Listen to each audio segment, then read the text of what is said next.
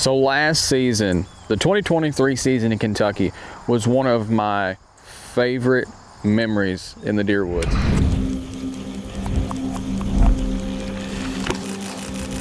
You're here in Kansas or?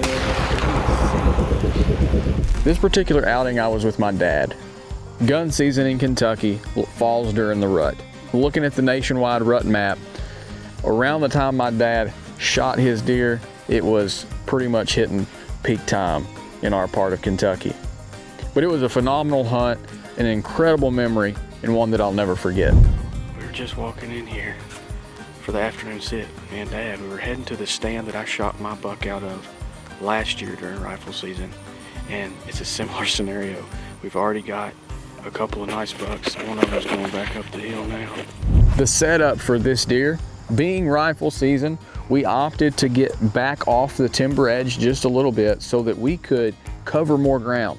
You've got a 300 Win Mag in your hand, courtesy of Savage. Put yourself in position to maximize its range, right? So that's what we did. It was a pretty small cedar tree along a fence row, but we were able to cover a field of native grasses to the northeast and an ag field to the southwest, as well as to the southeast. So we could cover a lot of ground from that stand location. All right, so I just saw a big deer step out. He's behind the tree line right now. Can't tell exactly what deer it is, but he's behind some trees. Best I could tell, it looked like Big 9, and he's kind of behind some cedars right now, but he's moving to the right. If he keeps going in that direction, should be able to get a good view of him. He's coming out right there in the corner on the fence row between two of the fields. Yeah, it's Big 9. He's out there in the corner. I think you can get up here and I think you can see him from right here.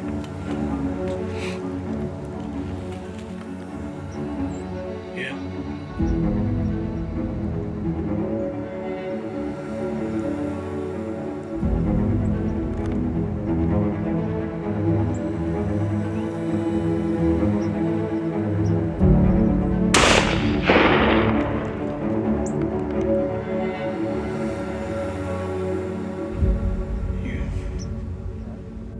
So Dad just shot at one, the Big 9, but he ran off and we couldn't tell if he made it into the timber or if he fell in the field or if he's still standing in the field. So we're easing up here to try to see if he's still there. And if we need to, maybe get another shot at him.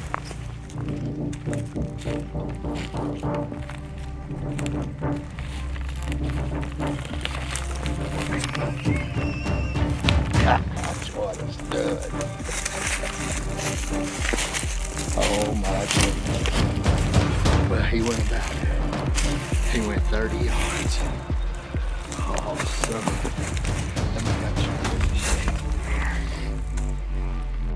The deer that my dad ended up harvesting was a deer that we call the Big 9. It's a buck that we had on camera for a couple of seasons, and he's just super tall, super wide, just a phenomenal whitetail. And it's one of those deer that just has an incredibly neat character. So my dad is a phenomenal shot with a rifle. He's made a lot of long distance shots on big deer. This was just another one of those instances where it showed just how good he is with a rifle and long distances. He settled in, squeezed the trigger, and just absolutely put it straight through the boiler room. The deer ran off and he was packing his right leg on that entry side. Reflecting on this hunt, the big ticket, the big key was getting back off the timber edge. If we had have hunted up on the timber line like we did the previous day, then we never would have seen this deer, let alone got a shot at him. But when you have a rifle and you've got long tree lines, the best thing you can do is back off of those edges a little bit if you have a stand or blind location that allows you to do so, and then look back toward the timber. That gives you the ability to cover a lot more yardage and maximize your opportunities when trying to determine where that deer might come out, because let's face it, it's the rut. He can come out just about anywhere.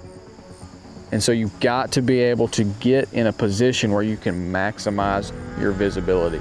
So remember, when you're setting up for rifle season, maximize your visibility while also remaining within that bubble that deer like to use in daylight hours, and you're going to get opportunities at a lot more gun season bucks. If you ever get a chance to just get out there and hunt with family, hunt with friends, it's far more enjoyable than just hunting on your own. Spend time in the outdoors with others and you'll never, ever regret it.